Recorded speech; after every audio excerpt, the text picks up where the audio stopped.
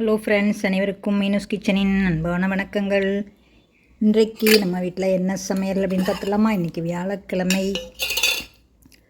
சூப்பரான கொண்டக்கடலை போட்டு குழம்பு, ஒயிட் சன்னா இல்லை பெரிய சன்னா போட்டு குழம்பு, அப்புறம் பார்த்திங்கன்னா தயிர், அப்புறம் மாம்பழம், அப்புறம் இன்றைக்கி கருவேப்பிலை, மல்லி எல்லாம் கடுகு, உளுந்தம்பருப்பு, பெருங்காயம், தேங்காயெல்லாம் வச்சு பொரித்து அரைச்ச துவையல். நல்லா கெட்டியாக அரைச்சி வச்சுருக்கேன். அப்புறம் இது பார்த்திங்கன்னா சாதம். இது எதுக்காக இப்படி துண்டு போட்டு மூடி வச்சுருக்கேன்னா, இதோட வேர்வையெல்லாம் இதில் படாது, அதுக்காக ஈரமாகாமல் இருக்கும் சாதம், கொஞ்சம் சூடாகவும் இருக்கும். இது வடித்த உதிரி உதிரியான சாதம்.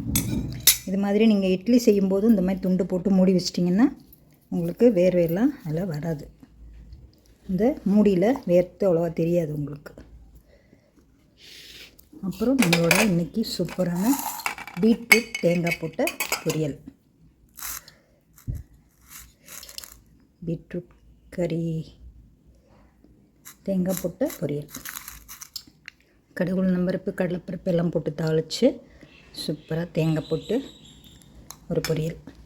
இதான் இன்றைக்கி நம்ம வீட்டு சமையல். உங்கள் வீட்டில் என்ன சமையல்னு சொல்லுங்கள். இந்த சமையல் பிடிச்சிருக்கா சொல்லுங்கள். இது போல் நீங்களும் சத்துள்ள சாப்பாடாக செஞ்சு சாப்பிடுங்க. எல்லோரும் ஆரோக்கியமாக சௌக்கியமாக இருக்கணும். பாருங்கள், சூப்பரான கடலை குழம்பு, ஒயிட் சன்னா குழம்பு, பீட்ரூட் பொரியல், கருவேப்பிலை, மல்லி எல்லாம், தேங்காய், கடுகு, உளுந்தம்பருப்பு, பெருங்காயம் எல்லாம் பொரித்து அரைச்ச சூப்பரான துவையல். நெய் போட்டு பிசைஞ்சு சாப்பிட்டுக்கலாம். இட்லி தோசைக்கும் தொட்டுக்கலாம்.